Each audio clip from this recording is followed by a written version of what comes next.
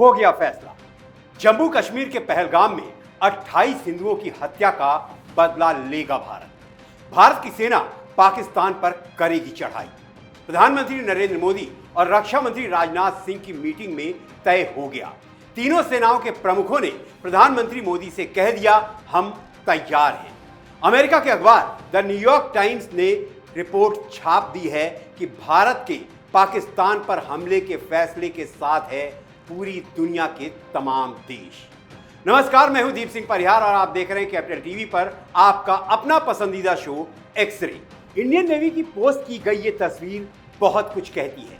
Hashtag है mission ready. Indian navy का ये संदेश है कि पाकिस्तान के खिलाफ किसी भी मिशन के लिए भारतीय नौसेना पूरी तरह तैयार है।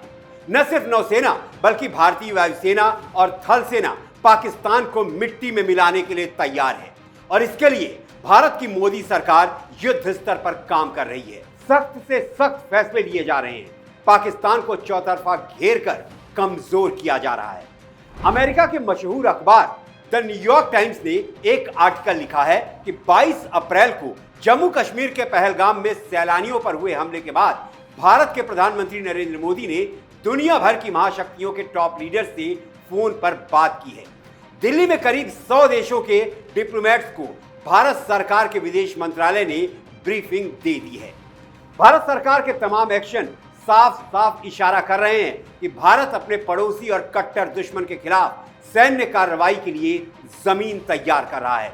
द न्यूयॉर्क टाइम्स ने लिखा है कि परमाणु हथियारों से लैस भारत और पाकिस्तान के बीच सैन्य टकराव से तनाव बढ़ने का खतरा है, जिसे रोकना मुश्किल हो सकता है। भारत किसी भी तरह के वैश्विक दबाव में नहीं आने वाला है। हाल के वर्षों में अपनी कूटनीतिक और आर्थिक शक्ति बढ़ने के साथ ही भारत ने कई मौकों पर शक्ति प्रदर्शन किया है। द न्यूयॉर्क टाइम्स की रिपोर्ट में इस बात का भी जिक्र किया गया है कि 2016 और 2019 में भी जब भारत ने सीमा पार आतंकी ठिकानों पर कार्रवाई की थी, तब अंतर्राष्ट्रीय समुदाय का भारत को पूर्ण समर्थन हासिल हुआ था। मौजूदा हालात में भी ग्लोबल सहमति भारत के पक्ष में नजर आ रही है, जिससे पाकिस्तान के खिलाफ संभावित सैन्य कदम उठाने में किसी प्रकार की कूटनीतिक अड़चन की आशंका नहीं है। बड़ा सवाल यह है कि क्या भारत सैन्य कार्रवाई की ओर बढ़ रहा है? तो इसका जवाब यह है कि प्रधानमंत्री मोदी ने साफ शब्दों में बिना नाम लिए पाकिस्तान को चेतावनी दे दी है कि पहलगाम में सैलानियों पर हमला करने वाले दहशतगर्दों और उनके आकाओं को उनकी कल्पना से परे सजा दी जाएगी। प्रधानमंत्री मोदी ने सिर्फ बयान ही नहीं दिया बल्कि ताबड़तोड़ एक्शन लिए हैं, ऐसे एक्शन जो पाकिस्तान को कमजोर करें। प्रधानमंत्री मोदी ने पाकिस्तान के खिलाफ ऐसे रणनीतिक और कूटनीतिक एक्शन लिए जिनसे पाकिस्तान बहुत ही कमजोर हो चुका है, जिनमें 1960 की सिंधु जल संधि को स्थगित करना पीएम मोदी का सबसे बड़ा फैसला माना जा रहा है और जिसकी वजह से पाकिस्तान में हाहाकार मचा हुआ है।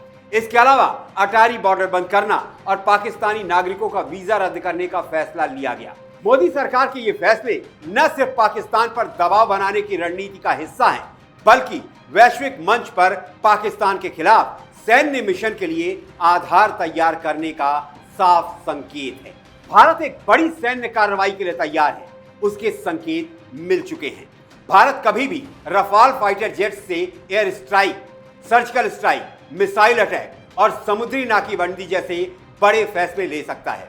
रफाल और सुखोई 30 विमानों के साथ इंडियन आर्मी ने युद्धाभ्यास किया और अरब सागर में आईएनएस सूरत से मिसाइल दागी गई है। भारत ने अपनी तरफ से संकेत दे दिए हैं, जिसका वैश्विक नेताओं ने पहलगाम हमले की निंदा करते हुए भारत का समर्थन किया है।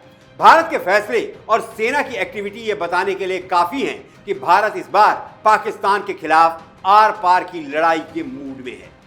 हम ये इसलिए कह रहे हैं क्योंकि भारत की सरकार और भारतीय सेना के एक्शन यही इशारा कर रहे हैं। पहला इशारा रफाल और सुखोई 30 का युद्धाभ्यास। दूसरा इशारा हेलीकॉप्टर सवार सैनिकों के साथ थल सेना का युद्धाभ्यास। तीसरा अरब सागर में आईएनएस सूरत से मिसाइल फायर की गई। चौथा भारत सरकार की 27 से अधिक देशों के राजनयिकों से बातचीत। पांचवा इशारा राष्ट्रपति द्रौपदी मुर्मू से गृह मंत्री अमित शाह और विदेश मंत्री एस जयशंकर की मुलाकात। छठवां और बेहद महत्वपूर्ण रूसी मीडिया की चेतावनी। रूसी मीडिया की चेतावनी इसलिए भी ज्यादा महत्वपूर्ण है क्योंकि ये सिर्फ रूसी मीडिया की बात नहीं है, ये सिर्फ मीडिया तक सीमित नहीं है। ये चेतावनी सघन रिसर्च और मौजूदा हालात के विश्लेषण के बाद जारी की गई है। इसके अलावा भारतीय वायुसेना ने सेंट्रल थिएटर में जमीनी हमले और इलेक्ट्रॉनिक युद्ध के अभ्यास शुरू कर दिए हैं और सीमा पर लेवल 4 की सतर्कता लागू कर दी गई है। रक्षा मंत्री राजनाथ सिंह ने तीनों सेनाओं के प्रमुखों के साथ 150 मिनट की हाई लेवल मीटिंग की, जिसमें थल, जल और वायु विकल्पों पर चर्चा हुई। खुफिया जानकारी के अनुसार पीओके में 42 आतंकी लॉन्च पैड सक्रिय हैं, जिनमें 110 से 130 आतंकी मौजूद हैं। डिफेंस एक्सपर्ट्स का मानना है कि भारत पीओके पर सर्जिकल स्ट्राइक या सैन्य कार्रवाई कर सकता है और इस बार यह हमला अफगानिस्तान की तरफ से होगा। ब्रिटिश मैगजीन द इकोनॉमिस्ट के डिफेंस एडिटर शशांक जोशी का ऐसा अनुमान है कि मई 2025 के अंत तक भारत 60% संभावना के साथ सैन्य कार्रवाई कर सकता है। प्रधानमंत्री नरेंद्र मोदी ने एक बार कहा था कि रफाल हमारे पास होगा तो बॉर्डर पार करने की जरूरत नहीं पड़ेगी। अब भारत के पास जनरेशन 4.5 का अत्याधुनिक फाइटर एयरक्राफ्ट रफाल मौजूद है और पाकिस्तान की सबसे बड़ी टेंशन भी रफाल ही है। Rafale beyond visual range air to air missile और स्कैल्प जैसी लंबी दूरी की मिसाइलों से लैस है। बालाकोट जैसे ऑपरेशन को दोहराने के लिए इंडियन एयरफोर्स के वीरों को सरहद पार करने की जरूरत नहीं है। यहीं बैठे बैठे पाकिस्तान को ध्वस्त किया जा सकता है। भारतीय खुफिया एजेंसियों को इस बात की पुख्ता जानकारी मिल चुकी है कि पाकिस्तान अपनी जमीन में कहां-कहां दहशतगर्दों को पाल रहा है। भारत अपने अत्याधुनिक फाइटर एयरक्राफ्ट रफाल से उन पाकिस्तानी ठिकानों पर हमला कर सकता है। पहला, पाकिस्तान के बहावलपुर में जैश ए मोहम्मद का हेडक्वार्टर। दूसरा, पाकिस्तान के मुरीदके में लश्कर ए तैयबा का मुख्यालय।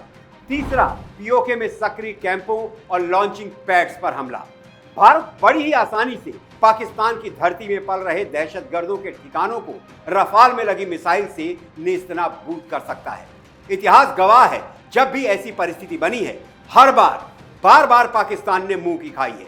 1947-48 में भारतीय फौज ने पाकिस्तानी फौज को मार मार कर खदेड़ दिया था। 1965 में भारत पाकिस्तान एक बार फिर आमने सामने आए और इस बार भी पाकिस्तान को भारतीय फौज ने सबक सिखाया। ताशकंद समझौते के बाद युद्ध विराम हो गया था। 1971 में भारत और पाकिस्तान तीसरी बार आमने सामने आए और इस युद्ध में तो पाकिस्तान की सेना ने भारत की सेना के सामने हथियार डाल दिए। 93,000 सैनिकों के साथ आत्मसमर्पण कर दिया। पाकिस्तान के 2 टुकड़े हो गए और बांग्लादेश का जन्म हुआ। 1999 में कारगिल वॉर हुआ।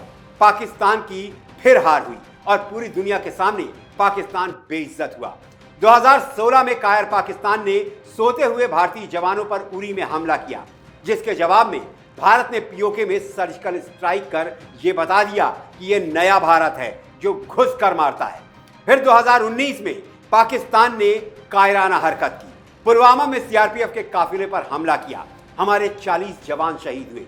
भारत ने 2 हफ्ते के अंदर अपने जवानों की शहादत का बदला ले लिया।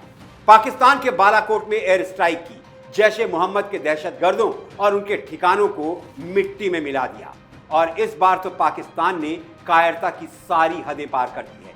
निहत्थे बेगुनाह सैलानियों को अपना निशाना बनाया है। अब एक बार फिर भारत की सरकार तैयार है, भारत की सेनाएं तैयार हैं और अब की बार पाकिस्तान के खिलाफ ये युद्ध आखिरी युद्ध होगा। पाकिस्तान को उसके किए की पूरी सजा मिलेगी, तभी पहलगाम में मारे गए 28 सैलानियों को पूरा न्याय मिलेगा। इस बारे में आपका क्या सोचना है?